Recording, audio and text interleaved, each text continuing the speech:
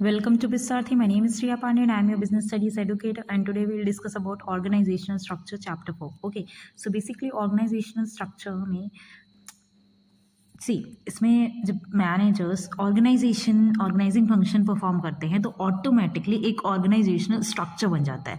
Organisational structure means like कौन सा बंदा कौन सा काम करेगा, लाइक किसके पास कितनी अथॉरिटी होगी, किसकी क्या रिस्पॉन्सिबिलिटी होगी. लाइक अगर सिंपल वर्ड्स में कहें तो ऑर्गेनाइजेशनल स्ट्रक्चर जो होता है वो एक नेटवर्क है जिसमें जॉब पोजीशन पता चलती है, रिस्पॉन्सिबिलिटीज़ आपकी क्या होगी, आपके पास कितनी अथॉरिटी होगी, ये सब क्लियरली डिफाइन होती है. ये बताता है कि ऑर्गेनाइजेशन में कौन किसको रिपोर्ट करेगा. ठीक है. Now span of management is also there. Span of management means span of control. Okay. Now एक मैनेजर कितने बंदों को कंट्रोल कर सकता है इफेक्टिवली, या फिर एक मैनेजर कितने लोगों को इफेक्टिवली मैनेज कर सकता है. स्पैन ऑफ मैनेजमेंट ही होता है. लाइक अगर नैरो स्पैन है इसका मतलब है टॉल स्ट्रक्चर, इसमें ज़्यादा लेवल ज़्यादा लेवल पे. Wide span means flat structure, कम लेवल पे. Now importance of organisational structure. So basically organisational structure means एक ऑर्गेनाइजेशन में कौन बंदा क्या काम करेगा, कैसे करेगा और क्या करेगा, ये सारी चीज़ें पता चलती है. That is organisational structure. Okay. Organisation में क्या क्या काम होगा, that is structure. Okay. Now importance of organisational structure. See हर ऑपरेशन सिस्टमैटिक और स्मूथ होता है. ठीक है. ऑर्गेनाइजेशन में because of that structure organises properly all the operations of the business, ensure better flow of communication, अच्छे से सब बात कर पाते हैं. रिस्पॉन्सिबिलिटीज ईजिली डिफाइन होती है. ठीक है. क्लियर स्ट्रक्चर होता है कि कौन से बंदे को क्या काम करना है, तो सो मैस नहीं क्रिएट होता है. A clear idea about working style, कौन सा बंदा क्या काम करेगा, कैसे काम करेगा, हर एक चीज़ सिस्टमैटिक होती है, तो ये क्लियर हो जाता है. Okay. Now fourth one is organisation में कोऑर्डिनेशन मेंटेन होता है. ओके. लाइक कोऑर्डिनेशन होता है ह्यूमन, फिजिकल और फाइनेंशियल रिसोर्सेज के बीच में. ओके. सो प्रॉब्लम नहीं आती. It clearly defines the levels of management in span of control under each level. Levels of management और span of control clearly define होता है. ठीक है. Types of organisational structure. Now types, here we will discuss about types. Now types of organizational structure में what you are going to discuss like दो type के होते हैं. ठीक है. फंक्शनल स्ट्रक्चर और डिविजनल स्ट्रक्चर. फंक्शनल स्ट्रक्चर में हम फंक्शन के बेसिस पे ग्रुप बनाते हैं. ठीक है. ग्रुप करते हैं. ऑर्गेनाइजेशन में सभी जॉब्स को उनके फंक्शन के बेसिस पे हम ग्रुप करते हैं, उसे फंक्शनल स्ट्रक्चर कहते हैं. सो बेसिकली लाइक सारे प्रोडक्शन रिलेटेड काम हम प्रोडक्शन डिपार्टमेंट में डाल देंगे, सारे सेल्स रिलेटेड काम सेल्स डिपार्टमेंट में डाल देंगे, एंड सारे परचेज रिलेटेड चीज़ हम परचेज डिपार्टमेंट में डाल देंगे. लाइक रॉ मटेरियल परचेज कर रहे हैं और भी कोई अदर सामान परचेज कर रहे हैं, सो हम परचेज डिपार्टमेंट में डाल दें. कुछ प्रोडक्शन कब से रिलेटेड होगा, क्या प्रोडक्शन हो रहा है, सो वो सब उसमें डाल देंगे, advertisement and all. And region के बेसिस पे आप ग्रुप भी कर सकते हैं, like north region, south region, west region, like that also कर सकते हैं. हर डिपार्टमेंट के अंदर चेन ऑफ कमांड होती है. लाइक सुपीरियर है, सबऑर्डिनेट है.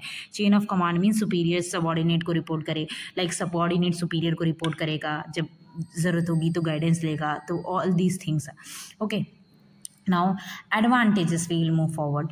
Advantages of functional structure. Now see, अब सारे डिपार्टमेंट वाइज डिवीजन है, तो मतलब सारे बंदे को पता है कि मुझे क्या काम करना है, तो स्पेशलाइजेशन होती है, क्योंकि एक ही टाइप का काम बार बार करने से एम्प्लॉयज़ एक्सपर्ट हो जाता है और एम्प्लॉयज़ की एफिशिएंसी बढ़ जाती है, तो स्पेशलाइजेशन आ जाता है, क्योंकि बंदे को पता है कि मैं प्रोडक्शन डिपार्टमेंट का हूँ, मुझे प्रोडक्शन से रिलेटेड काम करना है, और बार बार सालों से वो कर रहा है. लाइक मैं टीचिंग प्रोफेशन में हूँ, लास्ट ईयर ऑल्सो मैं टीचिंग प्रोफेशन में थी, टुडे ऑल्सो मैं टीचिंग प्रोफेशन में हूँ. 2-3 साल बाद आफ्टर लाइक मेरे को किताब की भी ज़रूरत नहीं पड़ेगी, मैं ऐसे ही पढ़ा दूंगी लाइक दैट. क्यों? क्योंकि बार बार आप रिपीटेशन में कोई काम करते हो ना, तो आप स्पेशलाइज हो जाते हो उस फील्ड में. Second one, better control and coordination. Same type का काम एक डिपार्टमेंट में होता है. ठीक है. सो सुपरविजन भी ईजी हो जाती है, मतलब मुझे निगरानी रखनी है तो मैं अच्छे से देख पाऊंगी. हाई एफिशिएंसी मतलब कॉस्ट कम होता है, प्रॉफिट बढ़ता है. No duplication of work, like it leads to minimum duplication of efforts. This result in economies of sale, lowering the cost. Efforts repeat नहीं होते हैं तो कॉस्ट सेव होती है. Okay. Fifth one, easy and effective training. Training एक ही skill या काम पर होती है, like simple one.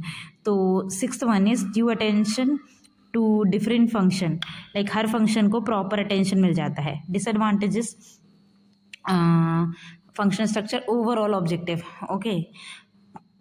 Places less importance to overall objective, हम इतना इंपॉर्टेंस नहीं कर पाते, इग्नोर कर देते। लाइक डिपार्टमेंट अपने गोल्स पे ज़्यादा फोकस करता है, मतलब अपने गोल्स पे, डिपार्टमेंट वाइज गोल्स पे मैं ज़्यादा फोकस डाल रही हूँ। ऑर्गेनाइजेशन का गोल्स अपना गोल्स है तो मैं उसको इग्नोर कर दे रही हूँ, ठीक है, तो उससे ऑर्गेनाइजेशन का गोल कम हो जाता है।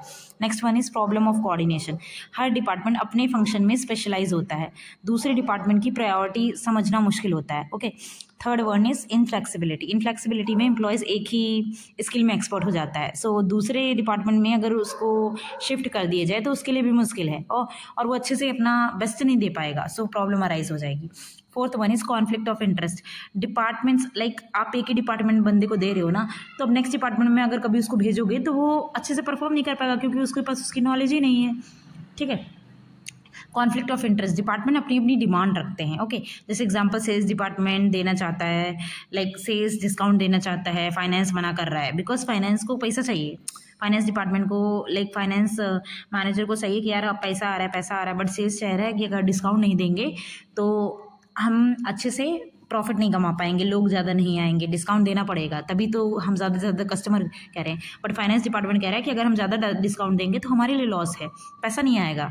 ओके, सो कॉन्फ्लिक्ट अराइज हो जाता है। अकाउंटेबिलिटी फिक्स करना डिफिकल्ट हो जाता है, like fixing to difficult accountability means अगर कोई फेलियर हो जाए डिपार्टमेंट एक दूसरे पर ब्लेम करने लगते हैं, हु इज़ रिस्पॉन्सिबल एट, अब आप तो आइडेंटिफाई कर नहीं पाओगे क्योंकि बहुत सारे डिपार्टमेंट वर्क करते हैं, सो उसको आइडेंटिफाई करना मुश्किल हो जाता है।